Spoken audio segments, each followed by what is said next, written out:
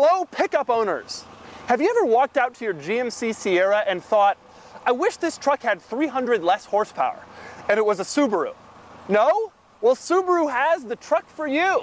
It's called the Brat, and here's one. And here's another. Yes, ladies and gentlemen, that's right. I'm reviewing the Subaru Brat, which was a truck manufactured by Subaru in the late 1970s and 80s. But before I get into all the key details about this heavy-duty pickup truck, I think we should start with the name. Now, BRAT is actually an acronym for Bi-Drive Recreational All-Terrain Transport. Bi-Drive being what Subaru used to call all-wheel drive. But wait a second, Bi-Drive All-Terrain Transport? That doesn't spell brat, that spells bedrat. Before we get started with the bedrat, let's explain exactly what it is. In the 70s, the pickup market was hot. Chevy, Mazda, Nissan, Toyota, they all had trucks. And Subaru wanted a truck too. The problem is, Subaru didn't quite have as much money as those companies on account of the fact that just a few years earlier, they were selling a microcar the size of a refrigerator. So what Subaru did was, they took the rear end off an existing station wagon and voila! Pickup truck. Only there was a problem. At the time, and still today, there was a tariff on imported pickup trucks known as the chicken tax. To get around the tariff, Subaru installed seats in the bed, facing backwards. In the eyes of the tax man, this transformed the Bedrat from a pickup truck to a nice family vehicle, and it meant Subaru didn't have to pay the tax. Now, I was going to give a review of these back seats, but unfortunately I can't. That's because the owner of this particular Bedrat, in order to get insurance, had to sign an affidavit with his insurance company promising that no one would ever ride in the Bedrat's death trap back seats. So instead, I'm going to show you a few things that I find a bit odd about the Bedrat. Like the air conditioning vent that inexplicably stretches across the entire passenger side of the dashboard. And the side step that provides easy access to the bed. And the pistol grips on the rear seats, which makes them look like ejector seats. And let's be honest, if you rolled over, they were.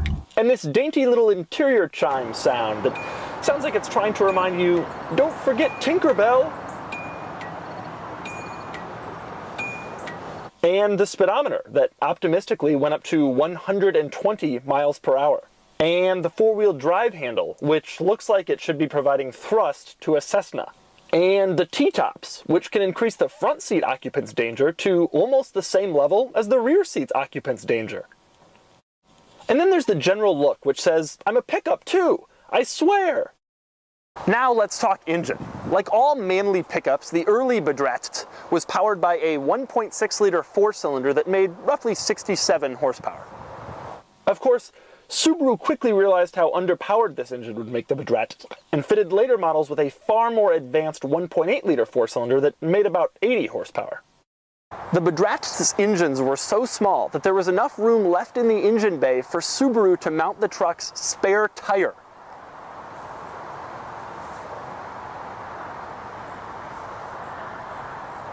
So how slow is the Bedrat? Here it is under full acceleration. Here goes. Woo! Woo! Woo!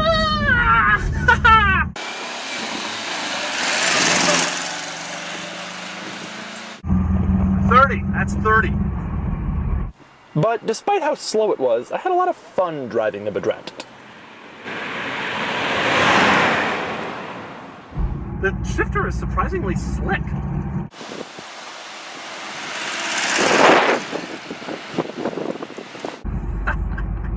I love this thing.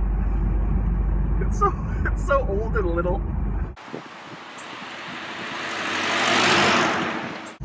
What a great car. Just cruising along in my Subaru. Got my friends in the back. Oh look, another Brat. What are the odds? After I finished having my fun with the Bedrat, it was time to give it back. But in the end, I love the Bedrat because it's just one of those unusual cars that you'll never see again in the wake of family this and safety that and crossover this and three-row that. Although actually, Subaru made a newer version of the Brat in the mid-2000s when they chopped the back off the Outback, turned it into a pickup, and called it the Baja. And that just proves that Subaru is one crazy group of Eeny, meeny, miny, mo, catch a tiger by his toe. Iffy, haw.